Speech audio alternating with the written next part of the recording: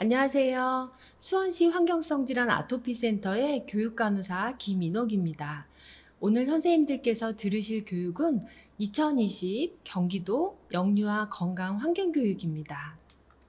경기도화센터는 2014년부터 경기도 내 어린이집 종사자를 대상으로 환경성 아토피 질환에 대한 예방관리 교육을 진행해 왔는데요. 올해는 코로나19로 인해 이렇게 온라인 교육으로 찾아뵙게 되었습니다. 시작에 앞서 교육을 진행하는 센터에 대해 간단히 안내드리겠습니다. 명칭은 수원시 환경성 질환 아토피 센터입니다. 센터는 환경성 아토피 질환의 유병률이 꾸준히 증가하면서 질환의 전문적 예방 관리를 위해 환경부, 경기도, 수원시가 설립하고 아주대학교 의료원이 수탁을 맡아 운영하고 있는 기관입니다. 센터는 환경성 질환 예방관리센터의 표준을 제시하고 아토피 질환자 및 시민의 건강 증진을 통해 아토피 제로 도시 실현이라는 목표를 가지고 삶의 질 증진과 질환 예방을 위한 의료, 영양, 환경 영역의 통합 프로그램을 8개 단위 사업 총 21개 프로그램으로 운영하고 있습니다. 센터 이용이 궁금하신 분들은 교육 마지막에 센터 소개 영상을 봐주시면 흥미로운 시간이 되실 것 같습니다. 지금부터 오늘 교육의 첫 번째 교육인 영유아에 흔한 아토피 피부염과 감염성 질환 관리법을 시작하겠습니다. 교육 순서는 아토피 피부염의 이해, 아토피 피부염의 관리법, 그리고 영유아기 주의해야 할 감염성 질환으로 성홍열, 인플루엔자, 유행성 이하선염, 수두, 수족구병 순으로 말씀드리겠습니다. 먼저 아토피 피부염입니다. 아토피 피부염은 피부에 알레르기 염증이 생겨서 좋아졌다 나빠졌다를 반복하는 질환으로 어린이 5명 중 1명꼴로 발생하는 아주 흔한 질환입니다. 약 85%가 5세 이전 영유아 시기에 발병을 하고 심한 가려움증, 잦은 재발로 신체적, 정신적 고통이 상당한 질환으로 흔히 자라면서 좋아져서 사춘기 무렵엔 대부분 호전되는 것으로 알려져 있는데요. 건강보험 심사평가원의 최근 5년간 아토피 피부염 진료 인원을 보게 되면 과거와 달리 소아청소년 비중은 줄고 성인은 증가한 것을 확인할 수 있습니다. 이러한 성인 아토피 피부염은 중증도가 높아 삶의 질 저하가 심각하기 때문에 영유아기 때부터 올바른 방법으로 지속적으로 관리하는 게 굉장히 중요하겠습니다. 그럼 아토피 피부염의 주요 특징부터 알아보겠습니다. 그 첫 번째는 심한 가려움증입니다. 모기에 물렸을 때와 비교해서 설명을 드리면 약 10배 정도 더 가렵다고 합니다. 그래서 대부분 손톱으로 박박 긁게 되고 긁게 되면 피부염증이 더 심해져서 더 많이 가려워지는 악순환을 겪게 됩니다. 두 번째 특징은 연령에 따라 잘생기는 부위가 달라지는 것입니다. 2세 이전 영아형에서는 주로 얼굴, 귀, 몸, 팔다리의 평면 부위에 많이 생기고 2세 이후 소아형에서는 얼굴에 나타나는 증상은 덜해지고 목 주변, 팔다리 접히는 부위에 생기게 됩니다. 그리고 12세 이후 성인형에서는 이마나 목, 손목, 발목 등 굴곡진 부위에 많이 생기게 됩니다. 물론 경우에 따라서는 연령에 상관없이 온몸에서 나타나기도 합니다. 세 번째 특징은 아토피 질환, 즉 알레르기 질환의 과거력 및 가족력을 들 수 있습니다. 본인이 과거에 아토피 피부염을 앓았거나 또는 현재 알레르기 비염, 천식 같은 알레르기 질환이 있는 경우, 또 가족 중에 알레르기 질환이 있는 경우에는 아토피 피부염의 발생률이 훨씬 높아지는 특징이 있습니다. 가족력에 대해 좀 더 설명드리면 부모 2분이 알레르기 질환이 있는 경우 자녀에게서 아토피 피부염 등 알레르기 질환이 생길 확률은 70에서 80%에 이르고 2분 중 1분만 계실 경우도 30에서 40%로 질환 발생에 큰 영향을 미칩니다. 다음은 아토피 피부염의 피부 증상을 살펴보겠습니다. 먼저 급성기 피부병변입니다. 급성기에는 붉은 발진이 생기고 가려워 긁으면 붓고 살갗이 벗겨지고 딱지나 진물이 생깁니다. 이 사진은 만성기 때 모습인데요. 급성기 증상의 호전과 악화를 반복하다 보면 피부는 두꺼워지고 어둡게 색소가 침착되고 주름이 깊어지는 태선화 양상을 보이게 됩니다. 또한 만성기에도 급성기 증상은 더해질 수 있습니다. 이외에도 피부에 다양한 증상이 동반되어 나타나는데요. 피부 건조증은 아토피 피부염에 매우 흔히 동반되는 증상입니다. 수분이 쉽게 증발되어 피부가 거칠고 건조해지고 각질이 있는 모습을 흔히 볼 수 있습니다. 또한 특정 부위에 습진이 자주 동반되는데요. 귀의 위아래 부분이 갈라지고 진물이 나기도 하고 눈 주위가 붉어지거나 붓고 인설이 생기기도 합니다. 또 유두가 가려워지고 진물, 딱지가 생기는 유두습진, 입술이 가렵고 건조하고 갈라지고 입가가 짓무르는 구순염도 자주 동반되게 됩니다. 그리고 아토피 피부염이 있을 경우 세균이나 바이러스, 진균 등 피부 감염이 정상인보다 높은 빈도로 발생하게 되는데요. 이러한 피부 감염은 아토피 피부염을 더욱 악화시키게 됩니다. 이쯤에서 아토피 피부염의 발생 원인이 뭘까 궁금하실 텐데요. 한 가지 원인이 아니라 다양한 요인들이 복합적으로 작용해서 발생하고 있습니다. 앞서 말씀드린 대로 유전적인 요인의 영향을 받는 질환이고요. 환경적 요인으로는 대기오염의 증가, 식품 다양화, 서구식 주거 형태 등 다양한 환경의 변화가 영향을 미치고 있다고 보고 있습니다. 또 알레르기 반응을 말하는 면역학적 이상과 피부 장벽 이상도 발생에 영향을 주는데요. 여기서 피부 장벽 이상은 피부 각질층의 장벽 기능에 이상이 있다는 의미입니다. 이해를 위해 정상 피부를 먼저 살펴보겠습니다. 피부의 가장 바깥쪽이 각질층인데요. 이렇게 각질세포와 그 사이사이를 세포 간 지질 성분이 촘촘하게 채워 피부의 수분 증발을 막아주고 알레르기를 일으키는 원인 물질이나 바이러스, 자극 물질로부터 피부를 보호하는 튼튼한 장벽 역할을 하고 있습니다. 그럼 아토피 피부염 환자의 피부는 어떨까요? 아토피 피부염이 생기면 각질세포나 세포 간 지질 성분이 줄어들면서 피부에 틈이 많이 생기게 되고 그 틈으로 피부 수분이 과도하게 증발하여 피부가 건조해지고 알레르겐이나 자극 물질의 침투가 쉬워져 피부염증이 자주 생기게 됩니다. 그럼 이러한 특징을 갖는 아토피 피부염 관리 어떻게 해야 할까요? 어린이집에서 아토피 피부염 관리에 도움이 되실 내용으로 생활 기본 관리와 기본 약물 치료로 나눠 말씀드리겠습니다. 먼저 생활 기본 관리입니다. 생활 기본 관리의 첫 번째는 긁기 행동 교정입니다. 가려워 긁으면 더 심해지니 긁는 행동을 교정해 주는 게 필요합니다. 첫 번째 방법으로는 손바닥으로 톡톡 두드리기, 두 번째는 손가락으로 피부를 비틀기, 세 번째는 피부가 건조하지 않게 보습제를 두드리면서 바르기로 평소에 또 아이들이 긁을 때마다 교육해 주시는 게 좋겠습니다.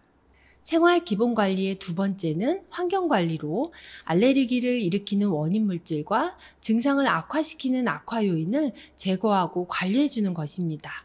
원인 물질로는 진먼지 진드기, 꽃가루, 바퀴벌레, 애완동물의 털과 비듬, 곰팡이, 식품 등이 있고 증상을 악화시키는 악화 요인으로는 담배 연기, 대기오염이나 미세먼지, 방향제나 향수 같은 자극적인 냄새, 땀, 거친 재질의 옷, 높은 온습도, 감기, 스트레스 등이 있습니다.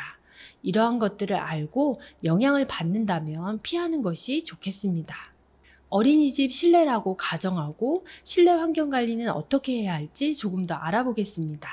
먼저 실내 온습도 관리가 중요한데요. 실내 온도는 계절에 따라 유연하게 관리해 주시고 습도는 40에서 50%를 유지하는 게 좋습니다. 또 실내 공기질 개선을 위해 매일 3회 이상 환기해 주시는 게 좋고 자세한 방법은 다음 강의에서 들으시겠습니다. 다음으론 실내의 가장 대표적인 원인 물질인 진먼지 진드기 관리인데요. 진먼지 진드기는 천으로 된 것에 서식하기 때문에 원내에 천으로 된 것은 최소화하시고 커튼, 침구류 같은 것은 주 1회 55도 이상의 뜨거운 물로 세탁하시는 게 도움이 되겠습니다.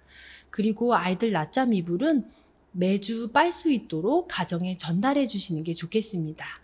또 아이들이 귀가하면 매일 청소기를 사용하실 텐데요. 청소기를 사용하시면 먼지가 공중에 떴다가 바닥에 가라앉게 됩니다.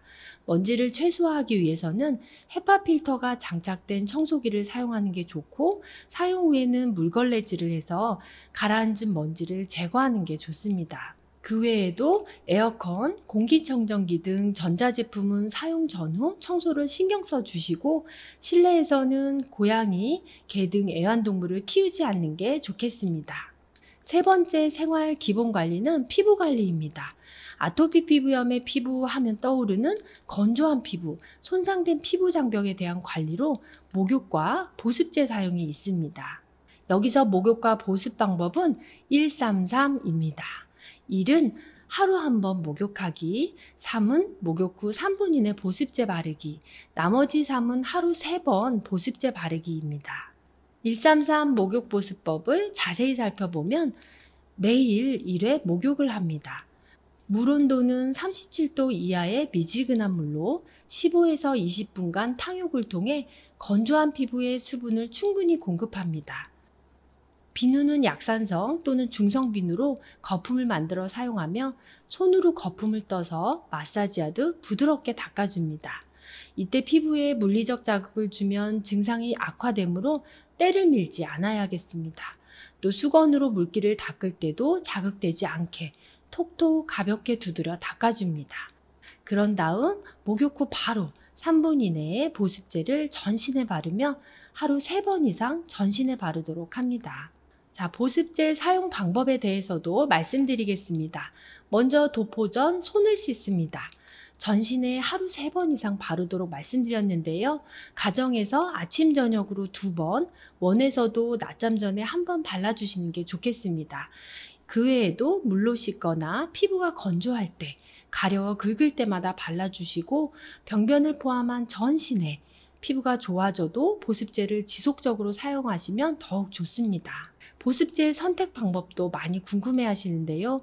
계절에 따라 땀이 많이 나는 여름에는 수분이 많이 함유된 로션 타입을, 피부 건조가 심해지는 환절기, 겨울에는 오일이 함유된 크림 타입으로 선택하시어 항상 피부가 촉촉하게 유지되도록 소아의 경우 주당 250ml 이상을 바르도록 권장하고 있습니다. 아토피 피부염 관리법 두 번째는 기본 약물 치료입니다. 기본 약물로는 먼저 피부 염증에 가장 효과적인 약물인 바르는 스테로이드제가 있습니다. 아이들이 가장 힘들어하는 가려움증을 조절하는 약물은 항히스타민제, 그리고 진물, 상처, 고름 같은 감염 증상이 있을 때 항생제를 먹거나 바르게 됩니다. 이 중 가장 기본 치료제인 국소 스테로이드제에 대해 조금 더 설명드리겠습니다. 전신 스테로이드제의 부작용을 최소화해서 바르는 곳에만 국소적으로 작용하는 게 국소 스테로이드제입니다. 하지만 국소 스테로이드제도 많은 분들이 부작용을 떠올리는데요. 이러한 부작용은 흔하지 않고 생기더라도 일시적인 경우가 대부분으로 제대로 된 방법으로 사용할 경우 안전하게 사용하실 수 있습니다. 그럼 사용법에 대해 알아보겠습니다. 보통 국소 스테로이드제는 피부 상태, 염증 부위에 따라 강도, 제형을 처방받게 됩니다. 약물 사용하시는 방법은 병변이 시작될 때 바로 바르기 시작해서 보통 하루 2번 바르게 되며 붉은기가 충분히 가라앉을 때까지 바르고 피부 염증이 있는 곳에만 바르고 목욕 등 피부가 촉촉할 때 바르면 더 효과적입니다. 이렇게 바르더라도 너무 적게 바르면 효과를 볼 수 없기 때문에 바르는 양도 중요한데요. 검지손가락 한 끝마디 짠 양은 성인 손바닥 2면을 바르도록 권장하고 있습니다. 병변 부위를 손바닥을 기준으로 해서 얼마나 되는지 측정하시고 바르는 양을 결정하시면 되겠습니다. 생각보다 많이 바른다고 생각하시는데 이렇게 많이 바르는 게 맞겠습니다. 지금까지 아토피 피부염의 이해와 관리에 대해 알아보았습니다. 다음은 역류하기 주의해야 할 감염성 질환 관리법에 대해 알아보겠습니다. 먼저 감염병이란 세균, 바이러스, 진균, 기생충 등과 같은 병원체에 의해 감염되어 발생하는 질환을 말합니다. 올해 코로나19 발생으로 개인 위생관리 수준이 많이 높아졌습니다. 덕분에 여러 감염병도 지난해보다 줄어드는 추세지만 단체 생활을 하는 어린이들은 손 씻기를 열심히 해도 봄부터 겨울까지 1년 내내 감염병 위험에 노출되어 있기 때문에 감염병에 대해 알고 예방하는 철저한 주의가 필요하겠습니다. 오늘은 2018년 질병관리본부에서 영유아기 주의해야 할 감염병으로 선정한 5가지 감염병에 대해 알아보겠습니다. 첫 번째는 성홍열입니다. 인후통, 발열, 전신발진, 딸기혀가 특징인 급성 감염성 질환으로 피부 발진의 붉은색이 원숭이의 일종인 성성이의 색과 유사한 열병이라고 하여 성홍열이라 불립니다. 원인은 A균, 베타 용혈성 연쇄구균이며 감염 경로는 주로 침, 가래, 콧물 등 호흡기 분비물의 접촉 감염 또는 비말 감염이며 드물게 균에 오염된 식품을 통해 전파되기도 합니다. 여기서 접촉 감염은 주변 사물 표면에 존재하는 바이러스를 손으로 만진 후 코나 입을 만지게 되어 바이러스가 호흡기 안으로 들어가 감염되는 것을 말하며, 비말 감염은 감염자가 기침, 재채기를 할 때 침 등 작은 물방울에 바이러스나 세균이 섞여 나와 타인의 입이나 코로 들어가 감염되는 것을 말합니다. 성홍열의 잠복기는 감염 후 1일에서 7일이며 격리는 항생제 치료 시작 후 24시간까지입니다. 그러나 항생제 치료를 하지 않을 경우 2에서 3주까지 전염이 될 수 있겠습니다. 증상을 살펴보면 초기엔 목감기 증상의 인후통과 고열, 식욕부진으로 시작하여 구토, 복통 증상을 보이기도 합니다. 1, 2일이 지나면 선홍색의 작은 발진이 몸통 부위부터 차차 팔다리로 퍼지게 되고, 얼굴의 발진은 볼과 이마에는 홍조로 나타나고 입주위는 창백한 양상을 나타냅니다. 가장 특징적인 증상은 딸기혀인데요. 혀는 처음엔 설태가 백색으로 끼었다가 2, 3일 후부터는 벗겨져 붉은색을 띠고 혀돌기가 부어올라 딸기 모양으로 도드라져 보이게 됩니다. 대부분 일주일 정도 지나면 호전이 되겠습니다. 치료 및 관리는 성홍열은 세균 감염으로 인한 질환이라 항생제 치료를 합니다. 최소 10일간 투약하며 부드러운 음식을 먹이고 충분한 수분 공급과 휴식을 취하는 게 좋습니다. 또한 현재 성홍열 예방 백신이 없기 때문에 무엇보다 예방이 중요한데요. 예방을 위해서는 손 씻기, 기침 예절을 생활화하고 발열 및 호흡기 증상이 나타나면 마스크를 착용하며 원내 아이들의 손이 자주 닿는 가구, 장난감, 놀이기구, 손잡이 표면 등의 환경 소독과 환자의 컵, 식기, 수건의 접촉을 금지하고 아이들에게 개인용품을 사용하도록 하는 게 좋습니다. 두 번째는 인플루엔자, 유행성 독감입니다. 주로 A형 또는 B형 인플루엔자 바이러스에 의한 전염성이 높은 급성 호흡기 질환으로 표면 항원의 유전자 변이를 통해 매년 유행을 초래합니다. 감염 경로는 호흡기 분비물을 통한 접촉 감염과 비말 감염으로 전파되며 잠복기는 일반적으로 1일에서 4일입니다. 인플루엔자에 걸린 경우 격리는 2019년 가이드라인에 따라 발병 후 해열제 없이 정상 체온 회복 후 24시간이 경과할 때까지입니다. 인플루엔자의 증상은 감기와 달리 초기부터 갑작스럽게 고열이 나고 오한, 두통, 근육통 등이 일상생활이 불가능할 정도로 심하게 나타납니다. 고열과 근육통 등은 초기 2, 3일간이 가장 심하며 이러한 전신 증상이 호전될 때 기침, 인후통 등 호흡기 증상이 나타나게 됩니다.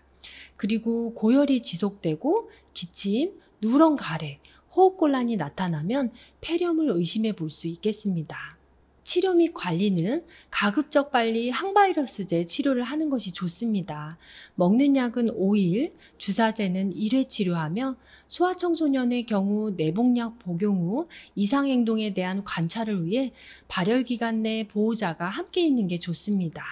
그리고 예방을 위해서는 매년 아이들뿐만 아니라 교사까지 예방접종을 하며 특히 독감 예방접종을 못하는 생후 6개월 미만 영아를 돌보는 선생님들은 우선 접종 권장 대상자로 반드시 접종하셔야 합니다. 이때 접종 시기는 9월 말에서 11월까지가 좋습니다. 그 외에 앞서 설명드린 기본 예방법을 지키고 독감 유행 시기엔 사람들이 많이 모이는 장소는 피하는 게 좋겠습니다. 세 번째는 유행성 이하선염입니다. 이하선의 부종과 통증이 특징적인 급성 바이러스 질환으로 바이러스가 침샘, 특히 귀미샘을 침범하여 대부분 발병하며 그 외에 혀미샘, 턱미샘을 침범해서 발병하는 경우도 있습니다. 감염 경로는 대체로 침과 접촉 및 비말을 통해 감염되고 감염 후 2-3주 정도의 잠복기를 지나 증상이 나타나는데 전염력은 이하선 부종이 생기기 1-2일 전부터 부종 시작 후 5일까지 강하게 나타나므로 한 명이 걸리면 빠른 속도로 다른 친구들에게 옮기게 됩니다. 그래서 환자의 격리는 최소 침샘이 붓기 시작한 날로부터 5일간 격리가 필요합니다. 증상은 초기 증상으로 1-2일 정도 열이 나고 두통, 근육통, 식욕부진 등의 전구 증상이 나타납니다. 이후 이하선이 부어오르고 통증을 느끼게 되는데 한쪽에서 시작돼 2-3일 후에는 양쪽이 다 붓게 되고 30% 정도는 한쪽만 붓기도 합니다. 그리고 붓기가 심해지면 볼은 물론 귀까지 통증, 열감을 느끼게 되며 통증은 부종 1일에서 3일째 가장 심하고 7일 이내에 대부분 호전되겠습니다. 치료 및 관리는 증상에 따라 열이나 통증을 덜어주기 위해 해열진통제, 냉침제를 하고 음식이 삼킬 때 아플 수 있으므로 부드러운 음식을 추천합니다. 이때 과일 주스나 신맛 나는 음식은 침샘을 자극해 통증을 악화시키므로 피하는 게 좋습니다. 예방을 위해선 MMR 예방접종을 철저히 해야 합니다. 아동이 시기별 추가 접종을 했는지 확인이 필요하며 그 외에 앞서 설명드린 기본 예방법을 지키고 환자의 타액으로 오염된 물건은 소독하여 사용합니다. 네 번째는 수두입니다. 수두 대상포진 바이러스의 감염으로 인해 전신에 감염 증상이 나타나는 급성 바이러스 질환입니다. 감염 경로는 콧물, 침 같은 분비물의 비말 감염, 공기 감염, 수포의 접촉에 의해 감염이 되므로 전염력이 매우 강합니다. 여기서 공기 감염은 바이러스가 5마이크로미터 이하의 작은 입자들 속에서 공기 중에 떠다니다가 타인이 공기를 흡입할 때 호흡기로 감염되는 형태입니다. 바이러스 감염 후 평균 14일에서 16일의 잠복기를 지나 증상이 나타나며 환자의 격리는 모든 피부 병변에 가피가 형성될 때까지입니다. 단 백신을 접종했고 가피가 생기지 않았다면 새로운 병변이 24시간 동안 생기지 않을 때까지입니다. 증상은 초기 2-3일간 미열과 함께 피로감, 식욕부진, 근육통이 발생합니다. 유아는 이와 동시에 성인은 1-2일 후부터 피부 발진이 나타나며 발진은 처음엔 두피, 얼굴, 몸통에 나타나며 점차 사지로 퍼지게 됩니다. 보통 붉은 반점이 생기고 3-4일에 걸쳐 심한 소양증을 동반한 발진 및 수포가 나타나고 7일에서 10일 이내에 딱지를 남기고 호전되는 양상을 보입니다. 치료 및 관리는 증상에 따라 가려움증, 열에 대한 약물 치료를 하게 되고 중증으로 발전 위험 시 항바이러스제 치료를 합니다. 피부의 2차 감염 예방을 위해 수포가 터지지 않게 목욕은 가볍게 긁지 않도록 하고 덜 가렵도록 실내는 시원하게 관리합니다. 그리고 전염력이 매우 강하므로 감염 위험이 높은 고위험군인 임산부, 신생아의 접촉을 피해야 합니다. 예방을 위해선 예방접종을 하고 기본적인 감염 예방법을 지킵니다. 다섯째는 수족구병입니다. 명칭에서 알 수 있듯이 손, 발, 입안의 수포성 발진이 특징인 급성 바이러스 질환입니다. 장바이러스에 의해 발생하며 그중 콕사키 바이러스 A16, 엔테로바이러스 71이 주가 됩니다. 감염 경로는 환자의 침이나 호흡기 분비물, 수포에, 대변에 접촉하면서 감염됩니다. 감염 후 3일에서 7일 정도의 잠복기를 지나 증상이 나타나는데 전염력은 물집이 잡히기 2일 전부터 물집 잡힌 후 일주일간이 매우 강하고 호흡기 분비물로는 1주에서 3주까지 있을 수 있어서 사실 전염력이 매우 강한 질환입니다. 환자의 격리는 2020 질병관리본부 가이드라인에 의하면 열이 내리고 입안의 물집이 나을 때까지로 권장하고 있습니다. 증상은 초기엔 발열, 식욕부진, 인후통으로 시작하여 발열 1, 2일 후 입안에 통증성 병변이 생기는데 혀, 입안, 입술 어디에든 생길 수 있고 붉은 반점 형태에서 물집으로 또 궤양처럼 헐듯이 병변이 변화됩니다. 입병변 시작 후 그 손발에도 물집이 생기고 어릴수록 몸통, 사타구니, 엉덩이에도 발진이 생깁니다. 또 구토나 설사를 동반하는 경우도 있습니다. 처음 2, 3일 동안이 가장 심하고 대부분 7일에서 10일 안에 회복이 되겠습니다. 치료 및 관리는 열과 탈수에 대한 관리로 열이 많이 나는 경우 해열제 복용, 미온수 마사지를 하고 충분한 수분을 섭취합니다. 음식은 입안이 아파 잘 먹지 못하기 때문에 부드럽고 자극적이지 않은 것을 먹이고 찬 음식은 입안이 얼얼해져 아픈 것을 잊게 되므로 설사를 하지 않는다면 우유나 아이스크림, 요거트 등을 먹이는 것도 좋겠습니다. 또 만일 잘 먹지도 못한 아이가 8시간 이상 소변을 보지 않는다면 진료를 받는 것이 좋으며 드물게 합병증이 발생할 수 있어 증상이 심한 경우 주의가 필요하겠습니다. 예방을 위해선 앞서 말씀드렸던 기본적인 감염 예방법을 지킵니다. 자, 마지막으로 어린이집에서 기억하실 감염병 예방 수칙 5가지 알아보며 교육을 마치겠습니다. 첫 번째는 수시로 손 씻기, 손 소독하기입니다.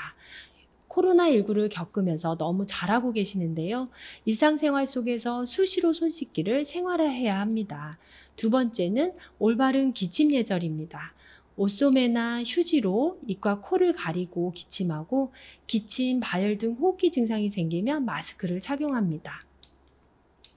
세 번째는 철저한 환경관리입니다. 장난감과 같은 공동 사용 물품을 청결히 관리합니다. 네 번째는 등원금지입니다. 감염병이 의심되는 어린이는 집단 유행을 막기 위해 전염기간 동안 등원하지 않도록 합니다. 다섯 번째는 보육시설 종사자가 감염병이 의심되는 경우로 다른 사람과 접촉하지 않고 바로 진료를 받고 완치될 때까지 조리, 음식 지급, 보육, 타인과 신체적 접촉을 금지하는 것입니다. 이상으로 첫 번째 강의를 마치도록 하겠습니다. 하루빨리 코로나19가 종식되어 내년에는 꼭 센터에서 만나 뵙기를 바라겠습니다. 경청해 주셔서 감사합니다.